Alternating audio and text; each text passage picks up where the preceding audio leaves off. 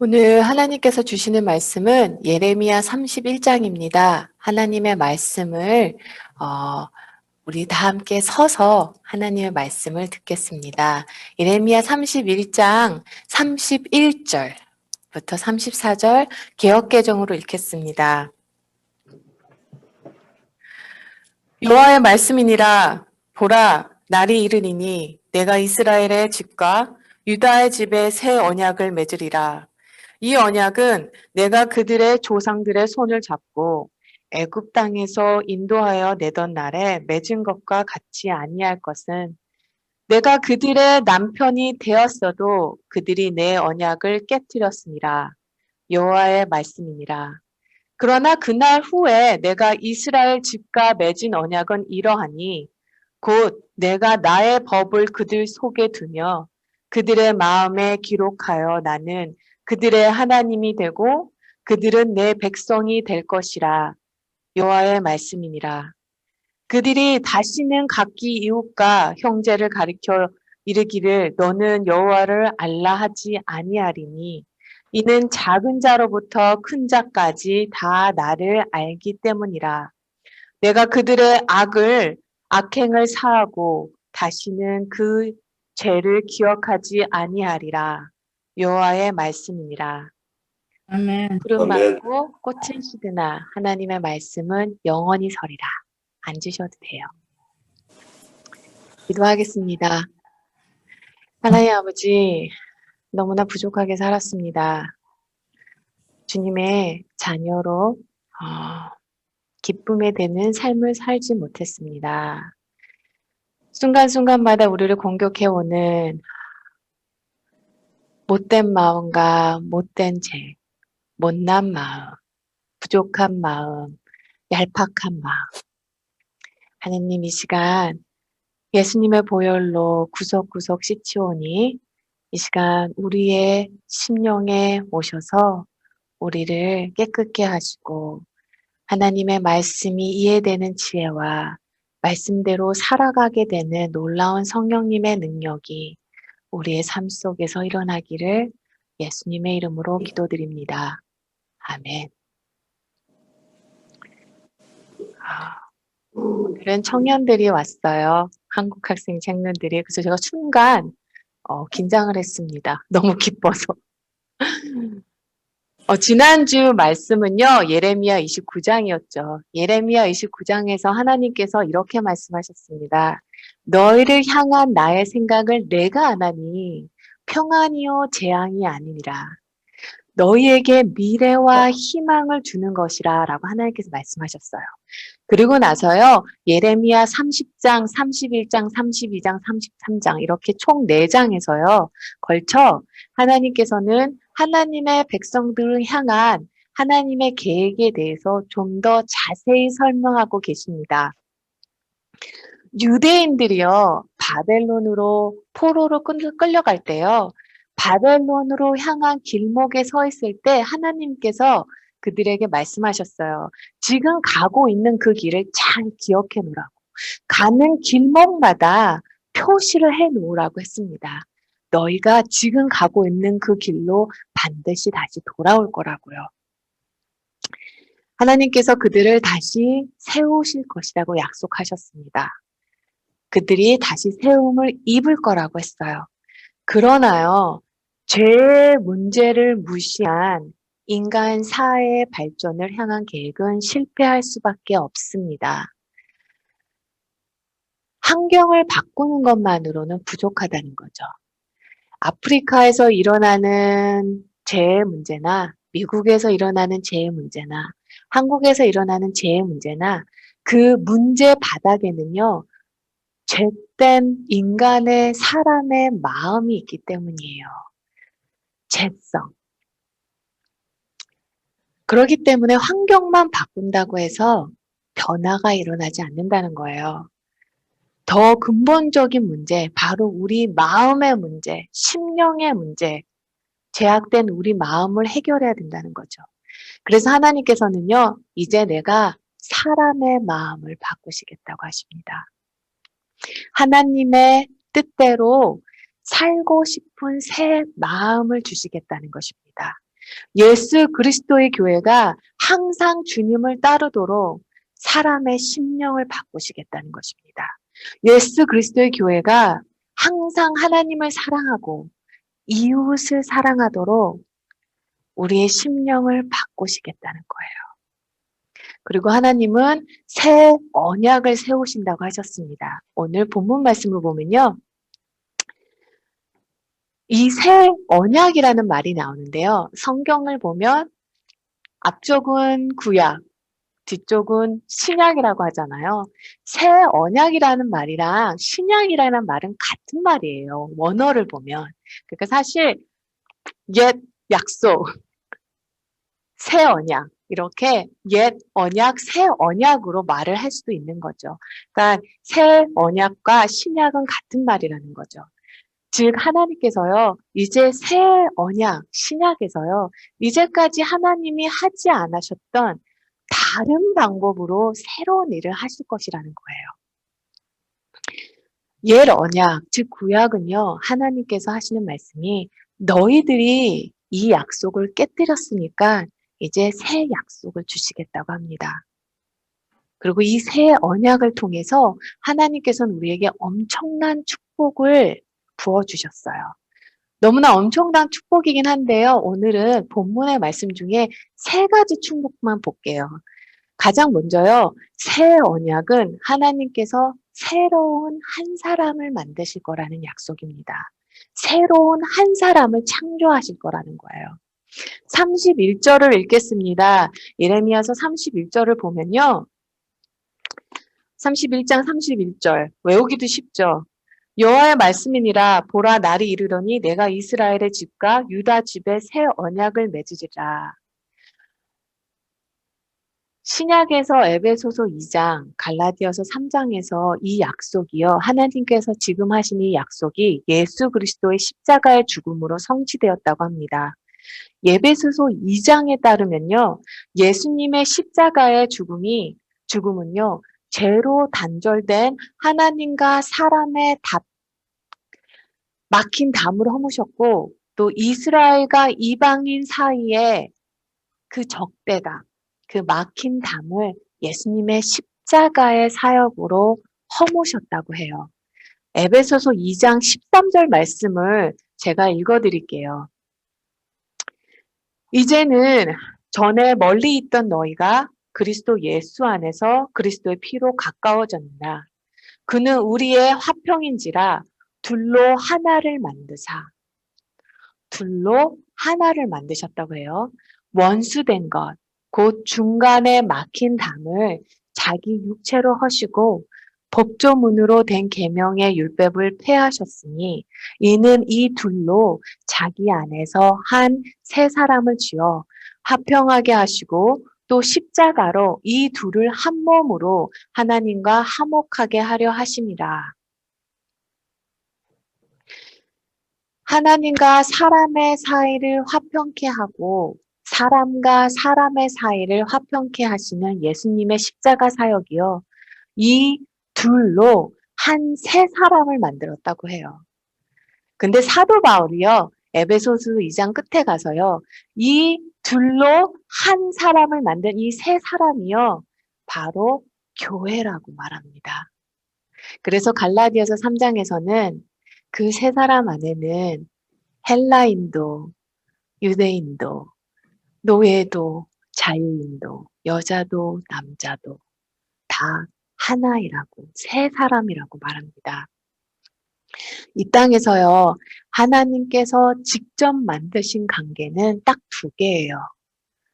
바로 가정과 교회입니다. 다음 주 발렌타인데이죠? 남자 집사님들 긴장 좀 하셔야 될 거예요.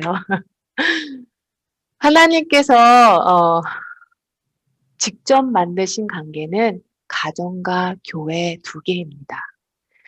그 외에 혈연, 지연, 학연 모두 사람이 만들어낸 거예요. 그래서인지요, 가정과 교회에는 공통점이 있습니다. 가정과 교회에는 사탄의 공격이 가장 많아요. 그리고요, 가정과 교회에서 또한 가장 아픔이 많습니다. 그 이유가 무엇일까요? 가정과 교회에는 생명이 있기 때문이에요. 새 생명이 잉태되는 곳이기 때문이다. 생명이 태어나는 곳에, 생명이 있는 곳에 고통은 있기 마련이에요.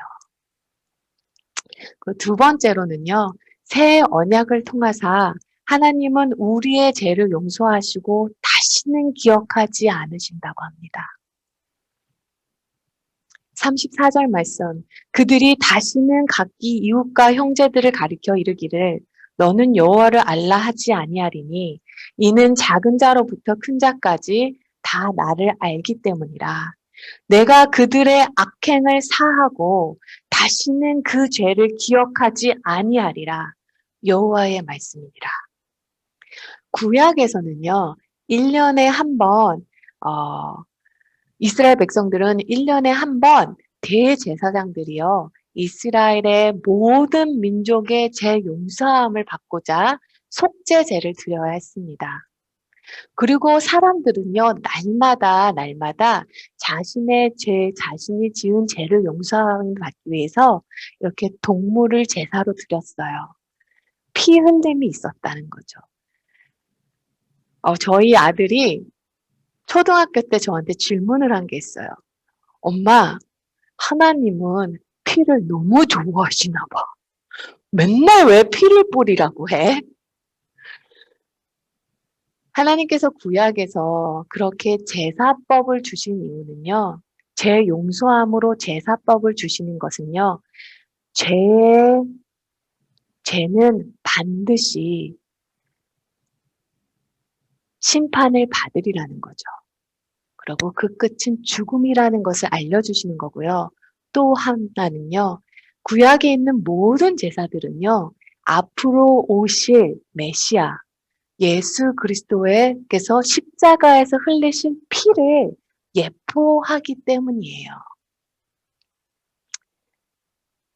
즉 구약에서 반복되는 제사로 매번 죄 용서함을 받아야 했지만요.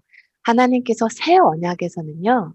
단번에 이제 매번 반복하지 않아도 돼. 단번에 모든 죄를 용서하여 주신다는 거예요. 아마 이것이 새 언약의 축복의 가장 최고의 축복인 것 같습니다. 누가복음을 따르면요. 예수님께서 잡히시는 전날 제자들과 함께 유월절 식사를 하십니다. 유월절 저녁 만찬을 드실 때요. 저녁을 먹은 후에 잔을 드시고 예수님께서 이렇게 말씀을 하세요. 그 다음이면 이제 곧 예수님께서 십자가에서 피를 흘리실 거예요. 그 전에 잔을 드시고 하시는 말씀이 이 잔은 내 피로 세운 새 언약이니 곧 너희를 위하여 붓는 것이라. 이 말씀은요. 앞으로 이제 곧 예수님께서 십자가에서 부어질 그 예수님의 피가 예레미야 31장, 그러니까 500년 전에 하나님께서 약속하신 그 새 언약, 내가 이제 너희와 그 새 언약을 세우리니 그 새 언약이 이제 예수님께서 십자가에서 피 흘림으로 성취된다는 것을 예수님께서 말씀하신 거예요. 예수님의 피로 새 언약이 이루어진다는 것입니다. 예수님이 새 언약이라는 거예요. 새 언약의 모든 축복은요. 십자가에 못 박히신 고 부활하신 예수 그리스도 안에 있다는 것입니다. 구약의 사람들은요. 하나님의 주신 말씀에 따라 희생 제물을 드리고 그 피를 뿌림으로 제 용서함을 받았습니다. 제가 십자가를 좀 설명해 드릴게요. 요즘에 하도 도를 전하시는 분들이 도를 열심히 전하시더라고요. 전화로도 많이 하시고. 십자가 이렇게 있잖아요.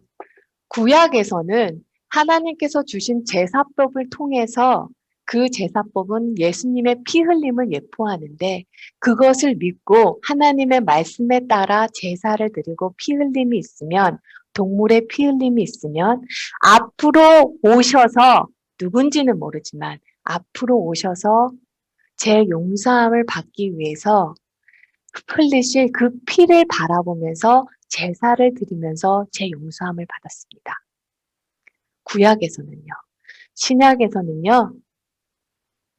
지난날 2000년 전에 십자가에서 예수님이 흘리신 피를 뒤돌아보면서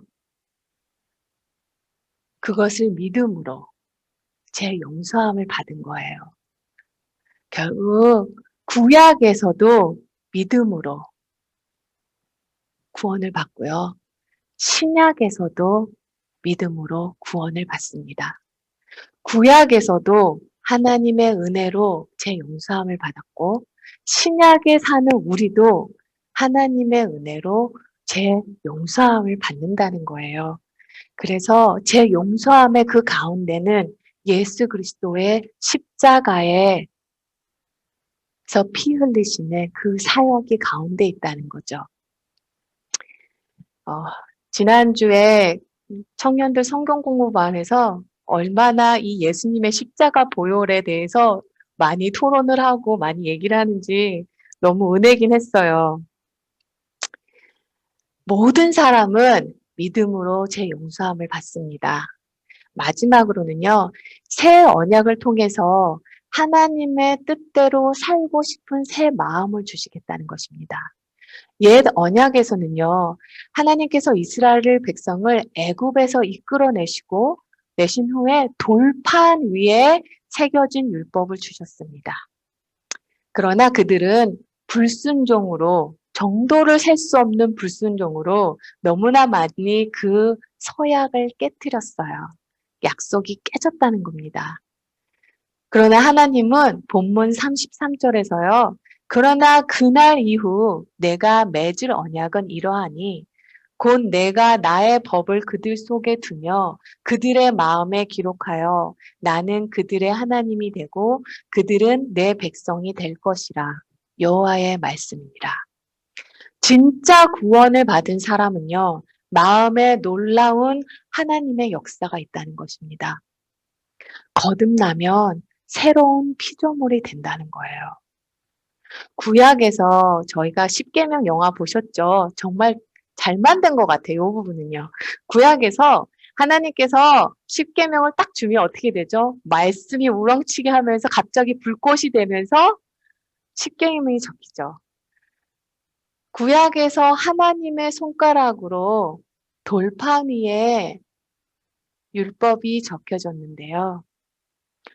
동일한 하나님의 손가락으로 우리의 심령에 하나님의 법을 적으시겠다는 것입니다. 새기셨다는 거예요. 하나님의 뜻대로 살고 싶은 마음을 주시겠다는 것입니다. 구약에서 보면요. 하나님의 백성들은 신명기 11장에 보면요. 하나님의 법을 손목에 메고 미간에 붙이고 문 앞에 문 밖에 다 새겨야 됐어요. 그래서 집을 나올 때, 집을 나갈 때, 어디를 갈 때도 이것을 하나님의 법을 계속 리마인드 하게 되는 거죠. 우리가 결혼을 할 때 결혼 서약을 하죠. 결혼 서약을 신부도 신랑도 합니다. 결혼 서약을 한 다음에 뭐 하죠? 반지를 끼워줘요. 그래서 우리가 반지가 끼는 이유는요. 내가 결혼 반지를 끼고 있는데요. 내가 어디를 걸어가든지 눈에 보이는 게 뭐죠? 반지예요. 결혼 서약, 결혼 서약, 결혼 서약. 약속, 약속, 약속. 계속 나에게 그 결혼 서약을 리마인드 하게 되죠. 신명기 11장에서요. 이렇게 손목에다가 율법을 메고 다니는 것은요. 어디를 다니든지 네가 누구의 백성이고 하나님이 너의 하나님이라는 걸 잊지 말라는 거예요. 끊임없이 잊지 말라는 거죠. 서약을 잊지 말라는 것입니다. 그런데 우리가 결혼 반지를 열 가락 손가락에 다 낀다고 해도 마음이 나쁘면 서약이 깨지는 경우, 안타까운 경우가 있잖아요. 율법이 그렇게 깨졌다는 것입니다. 신부가 신랑에게 한 약속이 깨지고 신랑이 신부하게 한 그 약속이 깨졌다는 거예요.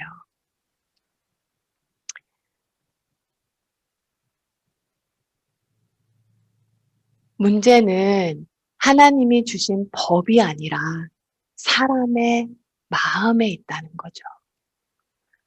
그래서 하나님께서는 마음을 바꾸셔야 된다는, 마음을 바꿔주신다는 거예요. 하나님의 뜻대로 살고 싶은 마음. 그러니까요, 진짜 구원을 받은 사람은요, 10원이 아니라 구원을 받은 사람은 달라져도 너무 달라진다는 것입니다. 하나님이 원하시는 길에 대한 감각이 내 안에 생겼다는 거예요. 하나님의 율법, 즉 하나님을 마음과 뜻과 힘을 다해 사랑하고 이웃을 내 몸과 같이, 내 몸을 사랑하는 것 같이 이웃을 사랑하는 그 법이 내가 내린 결정 안에, 그리고 내가 걷고 있는 그 길을 비추고 있다는 거죠. 내가 만일 어떠한 이유로 하나님의 뜻에 순종하기를 않기로 결정을 내렸다면 내 안에 있는 하나님의 법이 찔림이 있다는 것입니다.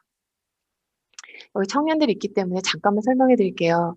자, 그러면 저는 하나님의 길을 잘 몰라요. 하나님 잘 몰라요. 그럴 수 있어요. 아이가 3살, 4살이 될 때 신호등 길을 건널 때 어떻게 하죠? 길을 건널 때 되면 엄마한테 물어보죠. 엄마, 나 가도 돼? 건너도 돼? 하고 묻고 엄마가 그래, 건너. 하면 그때 가서 건너잖아요. 그럴 때가 있다는 겁니다. 근데 이게 한 해, 2해 이렇게 시간이 지났는데요. 30살이 돼서도 길을 건널 때 엄마 나 건너도 돼? 그러면 안 되죠. 이렇게 차츰차츰 내 안에 하나님이 원하시는 무엇인지 알게 되는 감각이 생긴다는 거예요. 오스왈드 챔퍼스의 주님은 나의 최고봉이라는 책이 있죠. 그 책에서 이런 말이 나옵니다. 하나님의 은혜로 내가 얼마나 부패한지 깨닫고 난 뒤 나는 나를 실망시키는 사람을 한 번도 만난 적 없다. 새 사람이 된 사람의 마음의 가장 큰 증거예요. 나처럼 못난 사람, 나처럼 못된 사람, 하나님 앞에 하나도 내세울 것도 없는 죄인. 그냥 놔두면요, 죄만 떠오르고 제 지을 일만 생각하는 내가 얼마나 큰 죄인인지를 깨달은 사람은요, 후에는 나를 실망시키는 사람을 한 번도 만난 적이 없다는 거죠. 그래도 나보다는 다 나은 사람이라는 거예요. 이것이 하나님께서 예수님의 십자가를 통과한 사람들에게 약속하신 새 심령입니다. 우리는 죄에 대해서 종종 생각할 때요, 뭔가 하는 행동, 아니면 뭔가를 하거나 하지 않거나 이 행동이 죄라고 생각을 합니다. 행동에서 죄를 봐요. 그런데 죄는요, 마음에서 시작돼요. 사람은 자신이 느끼고 생각하고 믿는 것에 기초를 두고 행동하고 결정합니다. 자기가 가장 소중한 것을 쫓아가고요. 가장 소중한 것을 지킵니다. 저는요, 이 사람이 세상에서 무엇을 가장 소중하게 여기는지는요, 그 사람이 하는 말이 아니라 그 사람이 내리는 결정을 보면 알 수 있어요. 아담과 이브는요, 하나님께서 먹지 말라 하는 선악과를 먹었습니다. 아주 간단한 행동이에요. 먹지 말라는 거 그냥 먹은 거 달랑 그거예요. 겉으로 보면.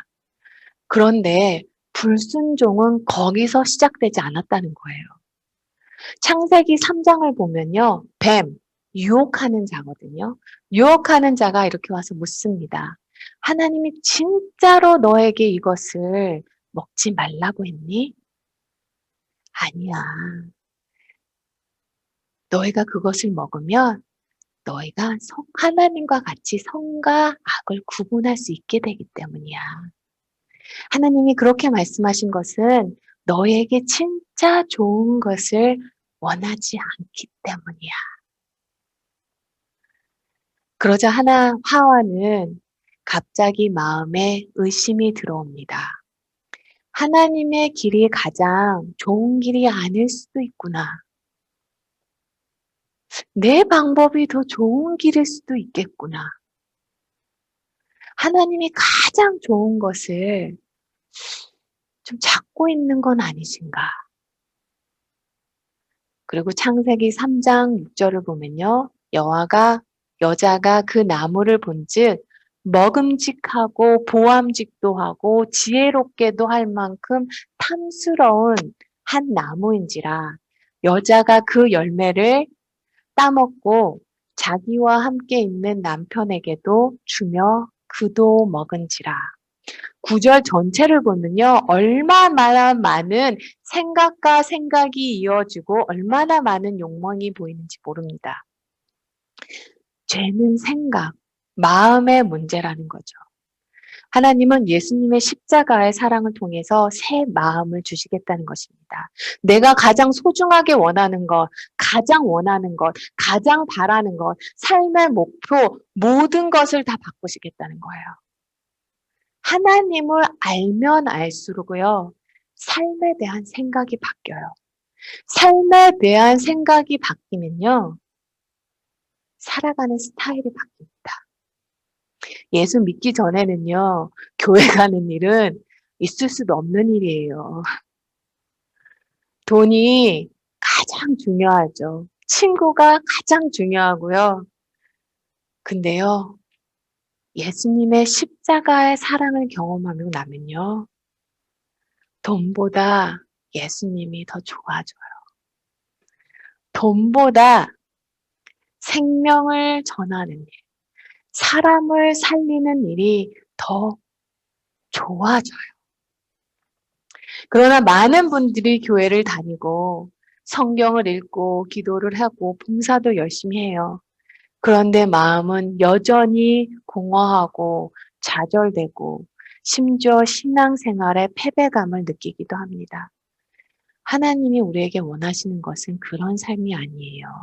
순간순간마다 이걸 해야 되나 말아야 되나 해야 되나 말아 순간순간마다 그렇게 고통이 있다면요. 신앙생활은 정말 지옥과 같을 거예요.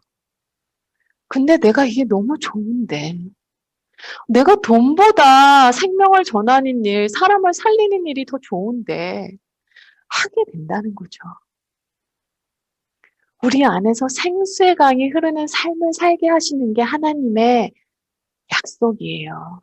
그래서 성령님을 우리에게 보내주셨습니다. 우리 안에 계셔요. 많은 분들이요, 하나님의 음성을 어떻게 듣나요? 하나님의 음성을 듣는 것을 되게 어려워해요.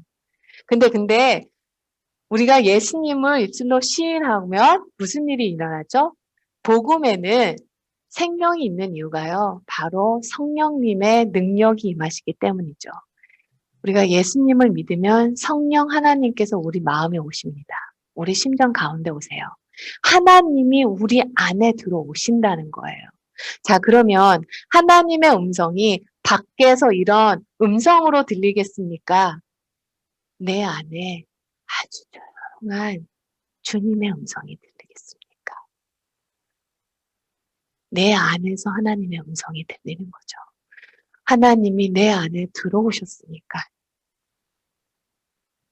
그래서 내가 어떠한 이유로 하나님께 불순종하기를 결정을 하면 내 안에 있는 성령님이 마음 아파하시는 것을 느낄 수가 있는 거예요. 이렇게 하나님 안에서 내 안에서 말씀하시는 하나님의 작은 음성을 순종하며 살아가기 시작하면요. 하나님께서도 내 속에서, 내 삶 속에서도 반드시 엄청난 놀라운 일을 반드시 하실 거라고 약속하신 거예요. 새 언약은요, 무엇인가를 하는 것이 아닙니다.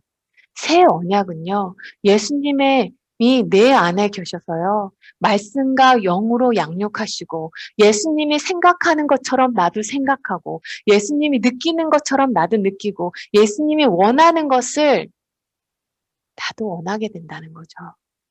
하나님이 갈망하는 거 나도 갈망하는 거예요. 이 마음이 있는 사람은요. 가난한 자, 아픈 자, 외면당하는 자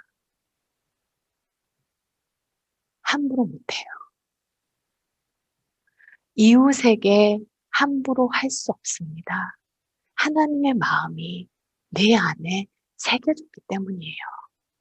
하나님 마음 아파하는 거 나도 마음 아프고요. 하나님이 눈물 흘리시는 거에 나도 눈물을 흘리고요. 하나님이 분노하시는 거에 나도 불의를 보면 분노하게 되는 거예요.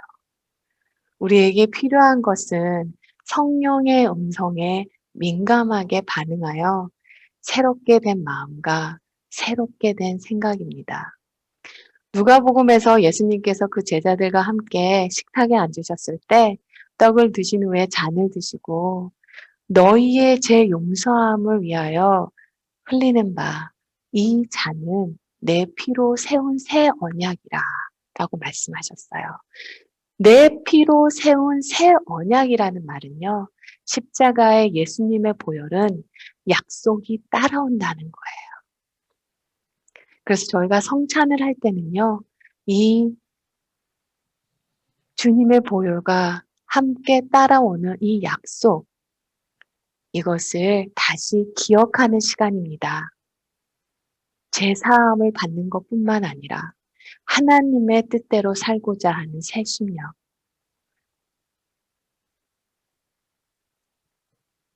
이 우리 안에 있다는 것입니다. 이 시간 성찬을 나누는 시간입니다. 약속이 따라오는 이 주님의 보혈에 감사하며 하나님께 감사 기도를 드리겠습니다.